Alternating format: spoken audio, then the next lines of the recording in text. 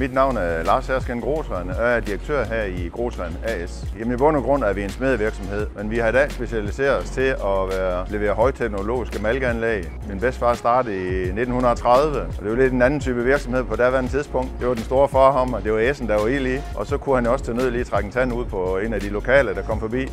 Og i dag er vi 39 ansatte, hvor vi har en 3 maskinmestre, vi har en produktionsteknolog, vi har en ingeniør ansat, vi har elektriker ansat. Jamen, det er bare blevet en helt anden type virksomhed i dag. Vi har også haft stor hjælp og glæde af universitetet og et smart-projektet. Vi har udviklet et IoT-anlæg til at overvåge vaskeprocesserne i malkeanlæget og køleanlæget. Og i den forbindelse har universitetet budt ind med kompetencer på forskellige niveauer, som de har trukket ind af de skuffer, de nu har. En stor styrke i projektet har været, at vi har haft den samme tovholder på, så vi har været trygge i hele processen. Det har været den samme, vi har henvendt os til. Han har så bare egentlig budt ind med og trukket de kompetencer ind, vi har haft behov for på det her givne tidspunkt.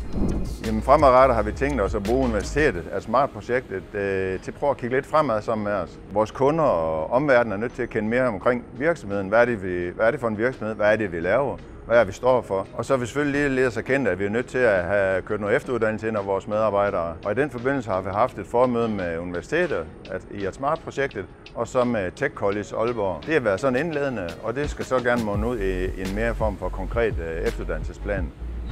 Jamen, samarbejdet med universitetet og i det her SMART-projekt, det er faktisk kørt meget simpelt og enkelt. Jeg synes, de er gode til at få ned på jordnær plan. Det gælder både sprog og det hele, men også forløbet.